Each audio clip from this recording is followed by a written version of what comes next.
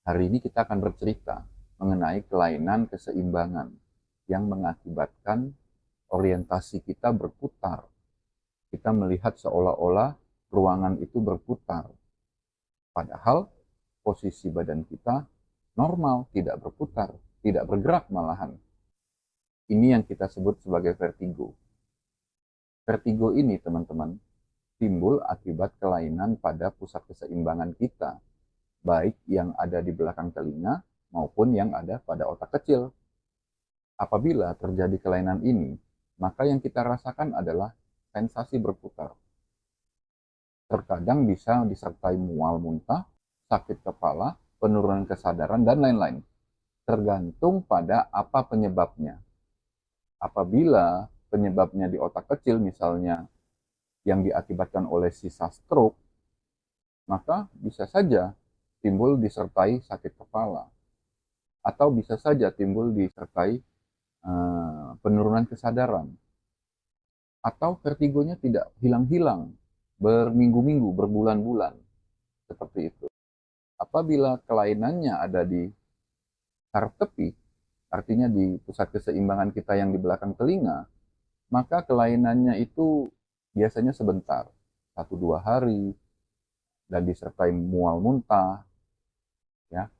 Jadi beda gejalanya tergantung dari di mana kelainannya. Jadi tidak semua vertigo itu sama. Jika kalian merasa obrolan kita berguna atau bermanfaat, kalian boleh like atau follow akun saya ya, supaya di masa depan kita dapat ngobrol-ngobrol lagi tentang tema kesehatan lainnya. Bagaimana teman-teman kita bisa mengobati vertigo di rumah?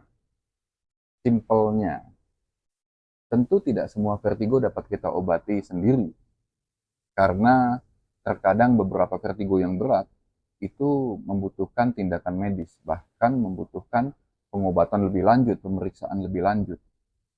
Namun, kamu boleh mencoba beberapa manuver namanya, beberapa manuver yang dapat kamu lakukan di rumah, misalnya Epley, misalnya ada manuver Seaman, atau manuver Foster, ya, itu kamu boleh coba.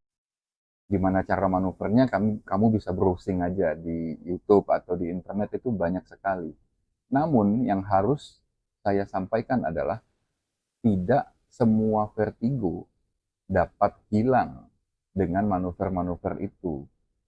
Ya, jadi apabila sudah kamu kerjakan penanganan vertigo di rumah, namun kelainannya tidak hilang, maka kamu disarankan untuk berkonsultasi kepada ahlinya ya. Silakan temui tenaga kesehatan kamu untuk misalnya diperiksa lebih lanjut, atau mendapatkan obat-obatan tertentu, atau mungkin ada tindakan, ya kita harus lihat tergantung keadaan kamu, apa yang terjadi, apa yang melatar belakangi terjadinya vertigo ini. Karena vertigo itu kan merupakan gejala ya teman-teman. Dia hanya gejala yang timbul karena terjadi suatu kelainan di tempat lain. Misalnya di otak kecil, atau misalnya di belakang telinga, di vestibular namanya, pusat keseimbangan kita. Jadi, kamu perlu tahu dulu penyebabnya itu apa. Sehingga setelah tahu, maka dapat kita obati yang sesuai dengan keadaan atau kelainan yang terjadi. Nah, baru dapat disembuhkan.